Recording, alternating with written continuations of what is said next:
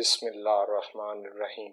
کیا آپ کے گردے ٹھیک کام کر رہے ہیں؟ اگر نہیں تو گردوں میں خرابی کی ابتدائی علامات کو قابو میں رکھنے کے لیے ان 7 سبزیوں کو اپنی روزمرہ غذا کا حصہ بنائیں۔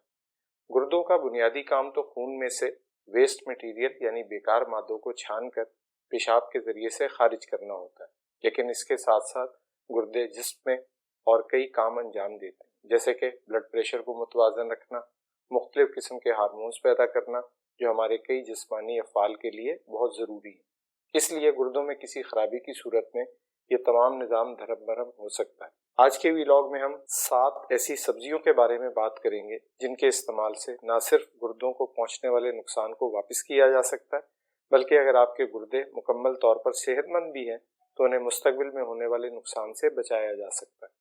یہ بات یاد رکھنے کی ہے کہ گردوں کے بغیر زندگی کا تصور ہی ممکن نہیں، اور گردوں کی مکمل خرابی کی صورت میں ڈائلیسس کے ذریعے عارضی فائدہ تو حاصل کیا جا سکتا ہے، لیکن اس کا مستقل علاج صرف گردوں کی منتقلی یعنی کڈنی ٹرانسپلانٹ کے ذریعے سے ہی ممکن ہو سکتا ہے، اور اس میں بھی کئی پیچیدگیاں ہوتی ہیں، جس میں سب سے عام اس آپریشن کے بعد تاحیات ادویات کا استعمال ہے۔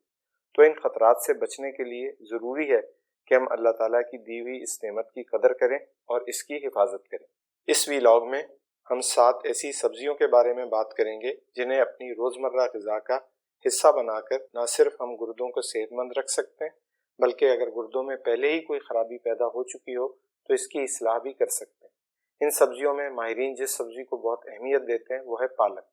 پالک وٹامن اے، سی اور کے ساتھ فولیٹ اور آئرن سے بھی بھرپور ہوتی ہے، اور ان تمام وٹامن اور منرل سے بھی بڑھ کر اس میں پائے جانے والے اینٹی آکسیڈنٹس مرکبات ہوتے ہیں جو گردوں میں پیدا ہونے والی انفلیمیشن کو کم کرتے ہیں اور گردوں کو نقصان سے بچاتے ہیں۔ دوسری اہم سبزی کیل کہلاتی ہے۔ کیل کو ماہرین سپر فوڈ کی کیٹیگری میں رکھتے ہیں۔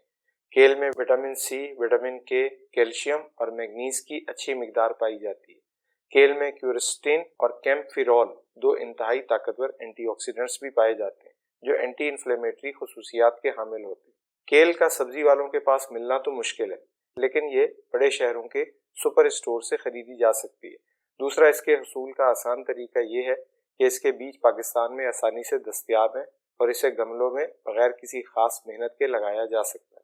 بروکلی گوبھی کے خاندان سے تعلق رکھنے والی سبزی ہے اور کافی حد تک پھول گوبھی سے مماثلت رکھتی ہے، سوائے اس کے کہ اس کا رنگ سبز ہوتا ہے۔ آسانی کے لیے اسے آپ ہری پھول گوبھی بھی کہہ سکتے ہیں، اور سردیوں کے موسم میں یہ آپ کو سبزی والوں کے پاس مل جاتی ہے کیونکہ اس کی کاشت اب پاکستان میں بھی شروع ہو چکی ہے۔ بروکلی بھی اپنے فائدہ مند اجزاء جیسے وٹامن سی، وٹامن کے، فولیٹ، فائبر اور سلفورافین مرکبات کی وجہ سے گردوں کو صحت مند رکھنے میں مدد کر سکتی ہے۔ اگر بروکلی کی دستیابی مشکل ہو تو یہ فائدے بند گوبھی اور پھول گوبھی سے بھی حاصل کیے جا سکتے ہیں۔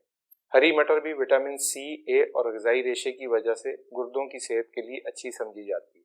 اس کے علاوہ ہری مٹر میں پوٹاشیم اور فاسفورس کی مقدار بھی کم ہوتی ہے، اور یہ خاصیت بھی اسے گردوں کی صحت کے لیے فائدہ مند بناتی ہے۔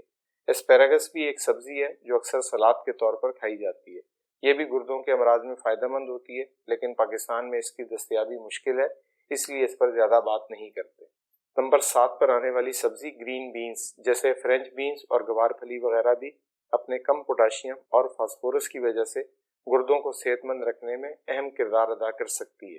ضروری نہیں کہ یہ سبزیاں آپ سب ایک ہی وقت میں استعمال کریں، بلکہ بتانے کا مقصد یہ ہے کہ ان سبزیوں یا ان میں سے جو بھی دستیاب ہو انہیں اکثر و بیشتر اپنی روزمرہ غذا کا حصہ بنائیے اور اپنے گردوں کو شکریہ کا موقع دیں۔